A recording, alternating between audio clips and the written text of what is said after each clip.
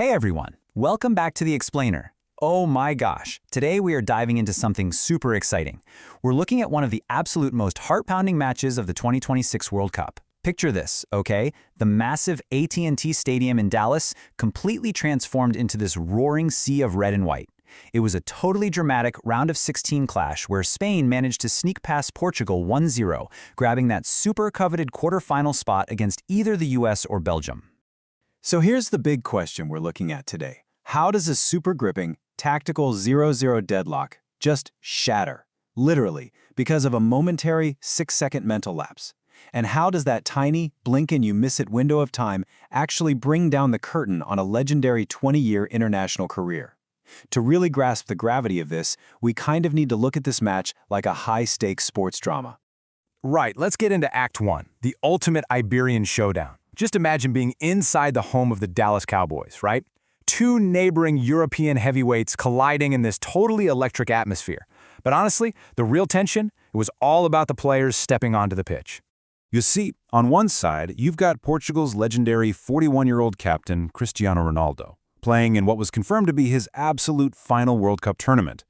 And then, on the flip side, representing the vibrant, thrilling future of Spanish football, you have their electric teenage sensation Lamine Yamal. It was literally the ultimate battle of eras. You've got the seasoned veteran clinging to one last shot at glory, going head-to-head with the fearless prodigy who's just ready to take over the world. Moving on to Act 2, which was basically millimeters from first-half glory.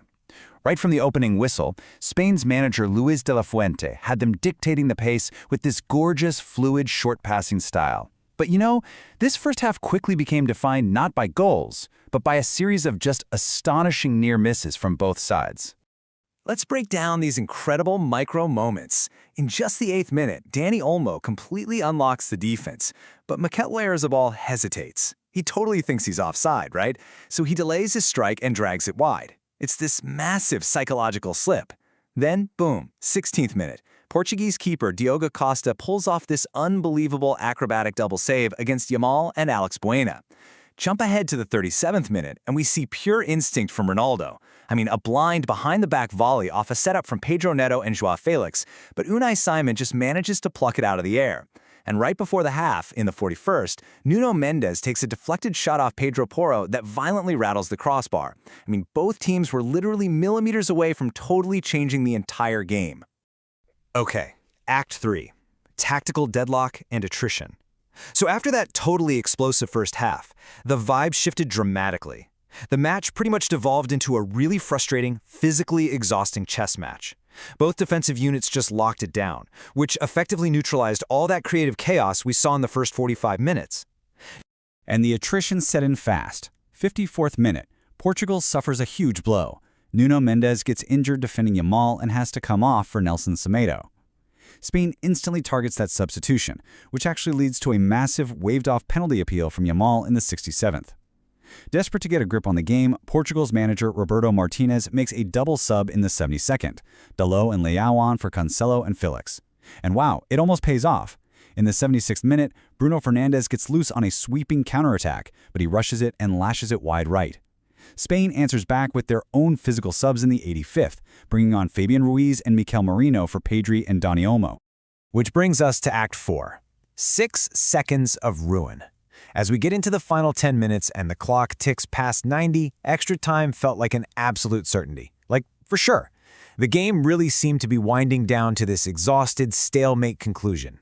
But, well, in elite sports, assuming the game is over before the whistle actually blows is a fatal mistake, because a catastrophic defensive failure was just about to unfold. To really understand the climax of this match, we need to talk about spatial awareness. It's basically the ability of players to read the physical space on the pitch and react instantly to positional gaps left by the other team. Keep this in your head, because we are about to see a literal masterclass in elite spatial awareness from Spain crash head-on into a moment of severe tactical complacency from Portugal. All right, let's break down exactly how it happened in the 91st minute. Step 1, Spain's anchor, Rodri, is fouled about 40 yards out from Portugal's goal. Step 2, and this is the critical failure, the entire Portuguese defensive unit just daydreams. They're slowly organizing, totally assuming Spain is going to take a traditional, long set piece. Step 3, Spain's spatial awareness kicks in instantly. Ferran Torres spots this massive gap and slips in a quick, low pass. Step 4, substitute Mikel Merino races in, leaves those stranded defenders completely in the bust, and hits a clinical strike right into the bottom left corner. 6 seconds. That is literally all it took to ruin Portugal's entire tournament. And that leads us to Act 5, the end of an era. The back of the net bulges, and the Spanish supporters, they erupted into just unbridled ecstasy. Meanwhile, Cristiano Ronaldo was left visibly irritated at his daydreaming backline. But suddenly staring elimination right in the face, Portugal launched this ferocious, totally desperate final assault.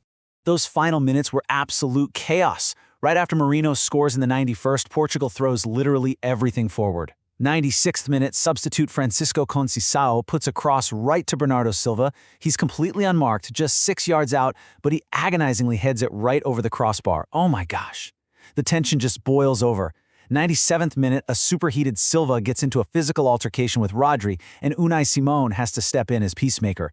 Finally, 98th minute, Bruno Fernandes drifts a desperate free kick wide, and that's it. Final whistle. 1.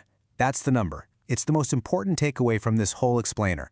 In the highest echelons of elite football, it only takes one single moment, one tiny lapse of mental focus to completely erase 90 minutes of tactical perfection. I mean, Portugal played a brilliant defensive game, but that one moment of daydreaming, it cost them everything. As Spain celebrated punching their ticket to the quarterfinals, Portugal made a truly heartbreaking exit. It was a sudden, emotional, and heartbreaking end to Cristiano Ronaldo's legendary international World Cup career.